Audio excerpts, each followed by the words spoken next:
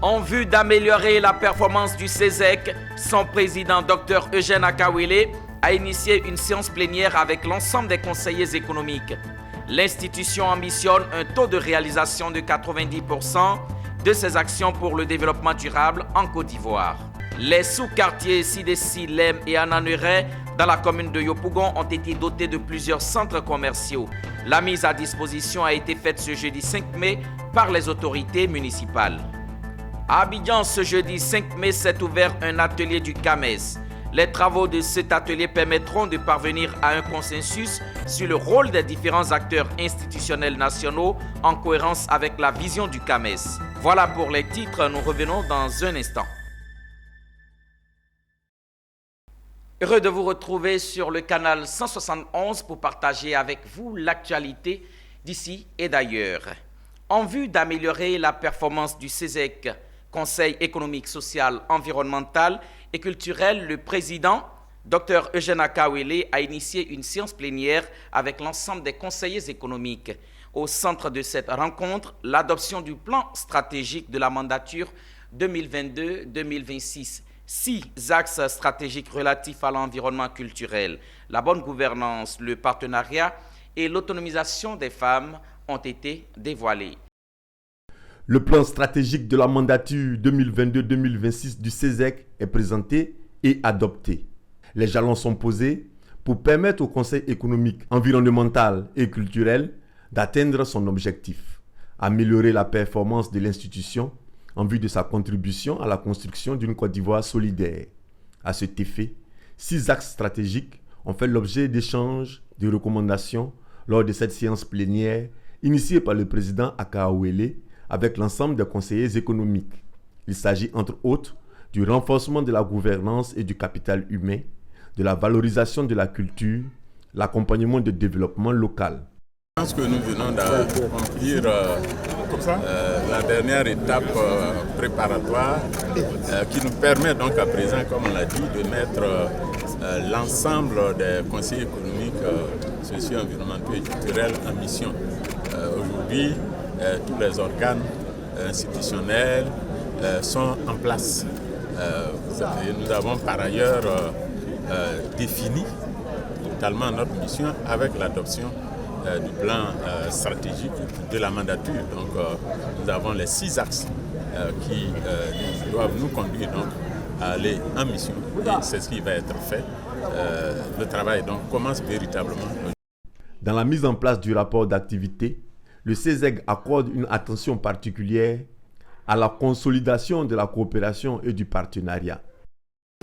Hier, vous avez vu qu'il y a une mission du comité économique européen qui est chez nous.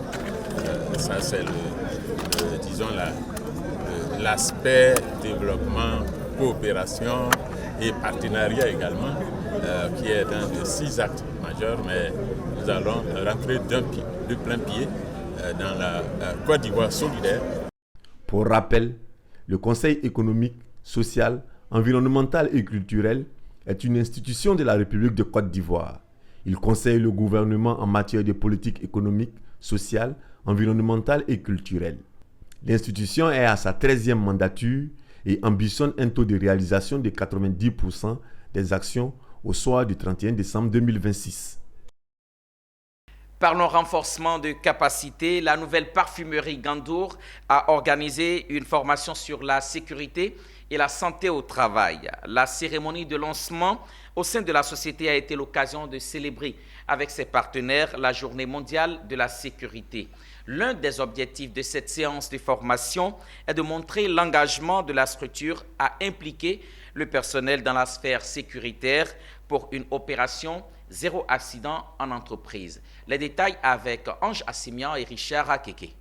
Le 28 avril dernier, le monde a célébré la journée de la sécurité. La nouvelle parfumerie Gandour, en phase avec cette 20e édition, a initié une formation en faveur de ses employés et de ses partenaires pour montrer la valeur qu'elle attache à la culture de la sécurité. Mais aussi, cette cérémonie a pour but de consolider sa collaboration avec ses partenaires. C'est important de mener une politique et mettre les ressources pour pouvoir répondre et pour mettre l'ambiance nécessaire pour les employés, qu'ils soient à l'aise et qu'ils soient vraiment dans les meilleures conditions pour l'efficacité du travail. Ça, c'est très important et on a vécu ça et on a compris un peu l'importance d'être toujours vigilant et d'être toujours à côté de nos équipes, nos collaborateurs. Comment instaurer une culture de la santé et de sécurité positive selon le thème proposé par l'Organisation internationale du travail, surtout après la crise sanitaire qu'a connue le monde?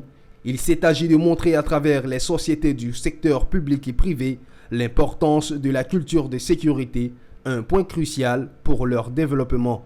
La nouvelle parfumerie Gandour a partagé cette vision avec les sociétés voisines. Aujourd'hui, avec la cérémonie, avec la journée mondiale, nous avons voulu mettre l'accent, mettre en exergue cette façon de faire pour la partager avec nos employés, partager avec nos partenaires. C'est important aujourd'hui de les impliquer, de leur dire voilà notre travail, voilà ce qu'on est en train de faire et vraiment renforcer à travers cette journée cette relation de partenariat avec les institutions. Des interventions autour du dialogue social, du stress au travail en passant par le plan de continuité des activités ont meublé la cérémonie de lancement officiel, donnant un aperçu clair des réalités du travail à prendre en compte. Nous voulons au passage saluer donc cette initiative, puisque plusieurs entreprises aujourd'hui n'en font pas forcément une priorité pour se dégager du temps, se dégager les moyens et inviter les acteurs ou les parties prenantes qui pourraient impacter leur sécurité. La nouvelle parfumerie Gandour, qui a mené plusieurs activités sociales, a été victime d'un incendie en 2013. Aujourd'hui, avec plus de 80% du personnel formé en la matière, toutes les dispositions sont prises au niveau sécuritaire pour un objectif zéro accident. Bonne nouvelle pour les habitants des sous-quartiers Sidessi, Lem et Ananuré dans la commune de Yopougon. Ils ont été respectivement dotés d'un marché de poissons, de viande de porc et d'un centre commercial dédié à la coiffure et à l'esthétique. Les deux infrastructures ont été officiellement mises à la disposition de ces populations ce jeudi 5 mai 2022 par les autorités municipales. Diane Cablancan et Augustin Kra les ont suivis au cours de cette cérémonie d'inauguration des ouvrages. Leur compte rendu. Il est situé au quartier Sidessi-Lem sur une superficie de 1400 m². Voilà le nouveau marché de vente de viande de porc du quartier. Plus loin de là, une autre infrastructure. Nous sommes au quartier Ananuré-Kopek, toujours dans la commune de Yopougon. C'est le nouveau centre commercial qui va abriter les coiffures et l'esthétique. Il est construit sur une superficie de 1300 m². Ce marché de Sidessi-Lem et le centre commercial d'Ananuré, plus deux autres dont un déjà inauguré, ont coûté à la mairie de Yopougon 1,9 milliard de francs CFA. Les deux infrastructures neuves ont été inaugurées le jeudi 5 mai 2022 par les autorités municipales de la plus grande commune de Côte d'Ivoire. C'était en présence du maire de la commune, Gilbert Koné-Kafana. Vous avez vu que nous avons ciblé surtout les petits commerçants. Et donc nous ciblons surtout, nous espérons qu'avec cela, ceux qui sont au bord des routes, qui vendent, qui font de la coiffure dans des conditions hygiéniques pas indiquées, ceux qui vendent les légumes au bord de la route, c'est ceux-là que nous ciblons. Bien sûr, nous n'avons pas l'ambition d'héberger tout le monde, nous n'avons pas vocation non plus à héberger tout le monde. C'est pour donner l'exemple des conditions dans lesquelles une profession de ce genre doit s'exercer. Donc, les espaces dont nous disposons, nous avons décidé donc, lorsque le président nous a offert donc, les 900 millions, nous avons décidé de les dédier donc, à l'aménagement de ces espaces pour nos petits commerçants. Depuis son arrivée à la tête du conseil municipal de Yopougon, le ministre Gilbert Koné-Kafana n'aménage aucun effort pour offrir à ses populations un cadre de vie et de travail adéquat. Plusieurs infrastructures déjà ont été livrées et mises à disposition des habitants. Toutes ces réalisations ne passent pas inaperçues pour ces populations. Elles se disent heureuses et les saluent à leur juste valeur, comme c'est le cas pour les femmes de Sidessi-Lem et Ananuré-Kopek. Ce matin, nous sommes très heureuses de ce don que le maire a pu nous offrir. Nous qui avons eu nos magasins cassés, il nous a fait l'honneur ce matin d'avoir ce beau joyau-là. Franchement, disons merci au maire. Et ce centre commercial vient à point nommé pour nous permettre de pouvoir entretenir encore nos familles. Nous qui avons eu des magasins cassés, donc disons merci au maire. Merci à tous. On ne fait que remercier monsieur le maire d'avoir pensé à nous les femmes et surtout aux femmes déguerpies, celles qui ont perdu leur place. Vraiment, on lui dit merci, un grand merci. Dans les semaines et mois à venir, plusieurs autres infrastructures sont en cours de construction. Elles seront livrées pour le bornet des populations de Yopougon. Nous passons à une page enseignement supérieur. La cérémonie d'ouverture sur la concertation régionale sur l'assurance qualité et l'accréditation dans l'espace CAMES s'est tenue ce jeudi 5 mai 2022 à Abidjan. L'objectif de ces travaux est de parvenir à un consensus sur le rôle des différents acteurs institutionnels nationaux en cohérence avec la vision du CAMES, Conseil africain et malgache pour l'enseignement supérieur. Les détails avec Amidiara Souba et Ezekiel Seri.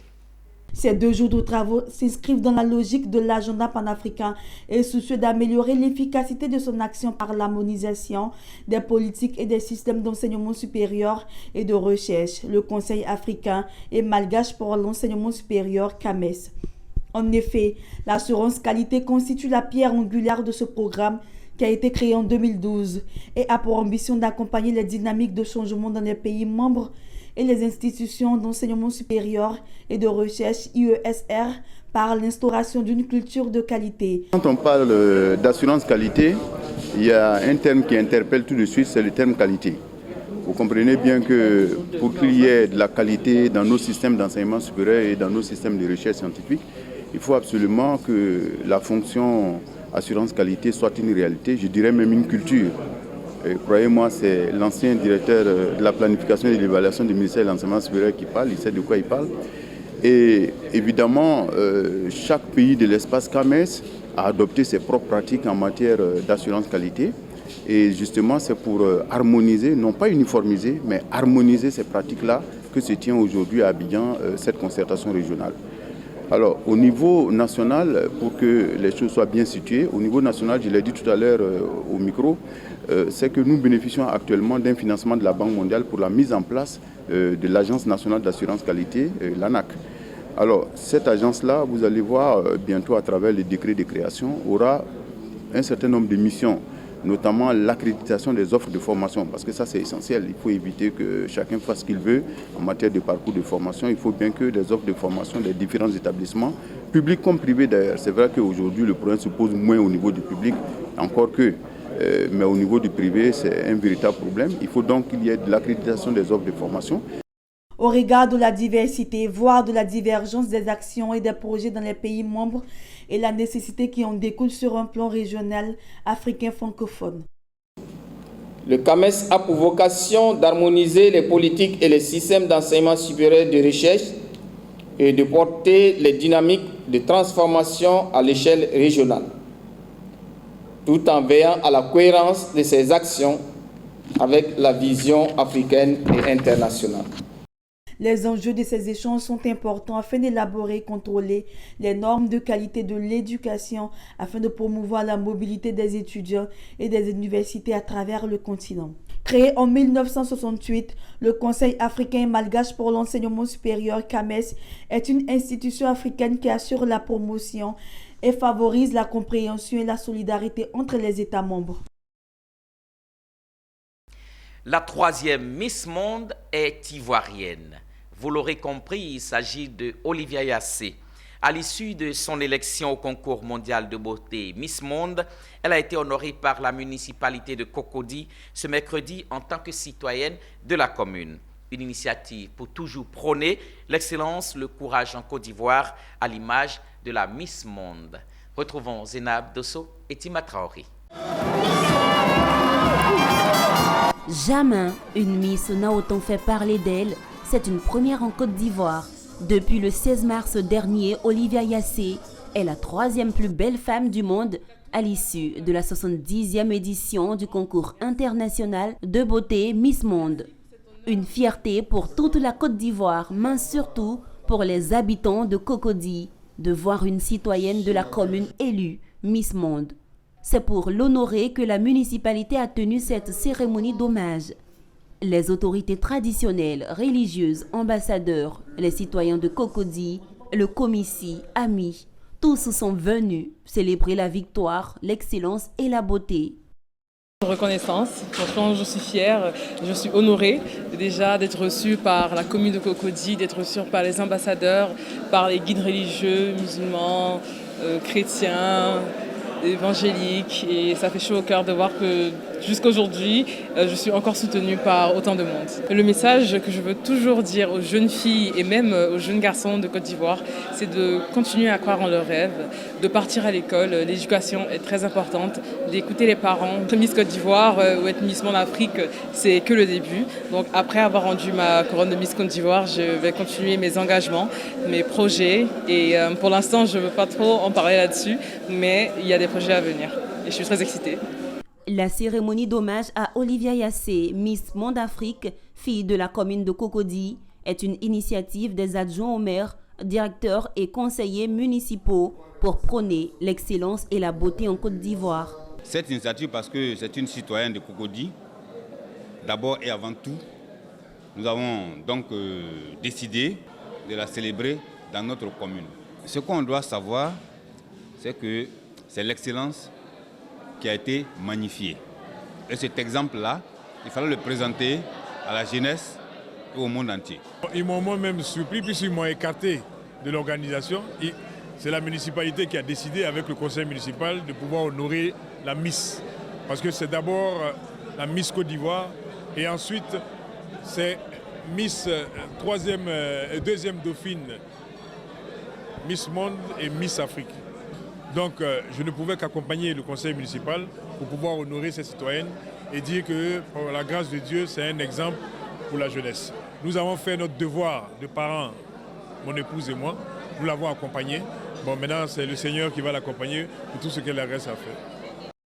La date du 4 mai 2022 restera gravée dans la mémoire de cette icône de la beauté. Un diplôme d'honneur lui a été décerné pour son ambition et son acharnement au travail. Des tableaux et plusieurs autres présents lui ont été offerts par la population de Cocody. Au regard de toute cette mobilisation, vous l'aurez compris, Olivia Yassé reste un exemple de réussite pour beaucoup de jeunes Ivoiriens. Partons maintenant pour la capitale politique de Côte d'Ivoire où récemment, les sénateurs se sont réunis en séance plénière pour adopter la proposition d'ordre du jour des travaux du Sénat pour la période allant du 4 mai au 1er août 2022. Au terme de cette séance, l'ordre du jour des travaux du Sénat a été adopté à la majorité, sous réserve de quelques modifications. Le reportage de notre correspondant régional Charles Kouakou est commenté par Doris Bessé. Présidée par le vice-président Siloué Cagnon-Augustin, cette séance plénière de Yamoussoukro avait pour objet l'approbation d'ordre du jour des travaux du Sénat pour la période du 4 mai au 1er août 2022. Il prévoit pour cette période l'examen de 3 projets de loi et 4 séances d'information parlementaire sur les questions de bonne gouvernance, du foncier rural et urbain et de la valorisation des matières premières. Donc ce calendrier il est très chargé. Nous aurons, tel que le président du Sénat, le président Aoussou Jano l'a indiqué, après les 3 projets de loi, nous aurons à échanger avec des sachants à la demande du président de l'institution. Donc ces sachants, il s'agit de ces 4 séances d'information qui vont certainement permettre à tous nos sénateurs de s'imprégner des réalités et de l'examen de ce projet de loi. Au terme de cette séance, l'ordre du jour des travaux du Sénat pour la période du 4 mai au 1er août 2022 a été adopté à la majorité des sénateurs présents sous réserve de quelques modifications. C'est avec cette information relative au Sénat ivoirien que nous refermons ce journal, mais nos programmes se poursuivent. Continuez de suivre Business 24 Africa, la télé utile sur nos plateformes digitales. Merci, on se retrouve dans les prochaines éditions.